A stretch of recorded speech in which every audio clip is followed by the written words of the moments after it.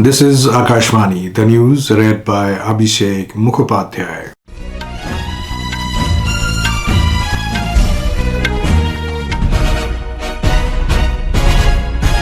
Voting is underway peacefully for single-phase assembly elections in Madhya Pradesh and second and final phase of polling in Chhattisgarh.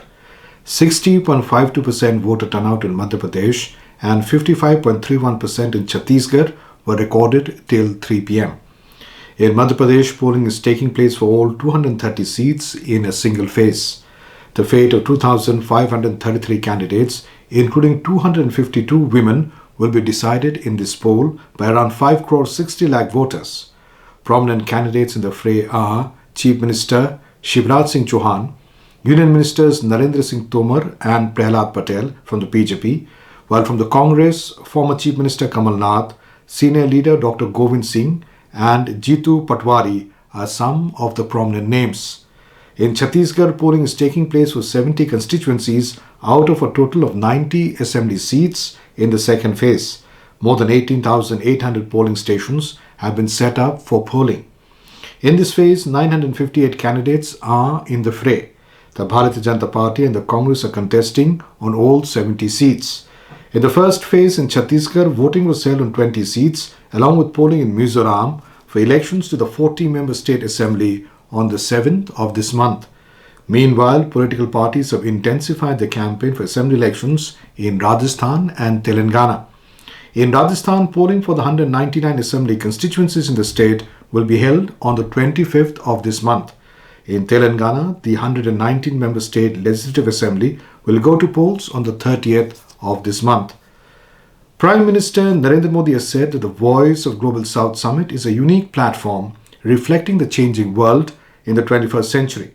Mr. Modi was addressing the inaugural session of the Voice of the Global South Summit today, which has been hosted by India in virtual format. The Prime Minister said new challenges are emerging from the events in West Asia region. He said India has condemned the terrorist attack in Israel on the 7th of October and laid emphasis on exercising restraint and on dialogue and diplomacy. Mr. Modi said the issues concerning Global South were brought to the fore during the G20 summit in New Delhi. The Prime Minister said India believes that new technology should not widen the gap between the North and the South. He announced that India will host Artificial Intelligence Global Partnership Summit next month. The Prime Minister also virtually inaugurated Dakshin Global South Center of Excellence. In his opening remarks at the Foreign Ministers session of the summit, External Affairs Minister Dr. S. Jaishankar today said that the New Delhi Leaders' Declaration, adopted during the G20 summit, will be remembered for bringing back the G20 focus on the real and serious concerns of the Global South. The Reserve Bank of India has tightened norms for unsecured personal loans for banks and non-banking financial companies. RBI in a circular said that it has been decided to increase the risk weights in respect of consumer credit exposure of commercial banks, both outstanding as well as new, including personal loans. However, it excludes housing loans, education loans, vehicle loans and loans secured by gold and gold jewelry by 25 percentage points to 125%. The bank has also increased the risk weights on credit receivables by 25 percentage points to 150% and 125% for banks and NBFCs. In Jammu and Kashmir, 5 terrorists were killed in an encounter with security forces in Samnu area of Kulgam district. As per the police, the slain terrorists belong to the Lashkar-e-Taiba terror outfit. The operation started late last evening and was jointly carried out by the police, army and the CRPF.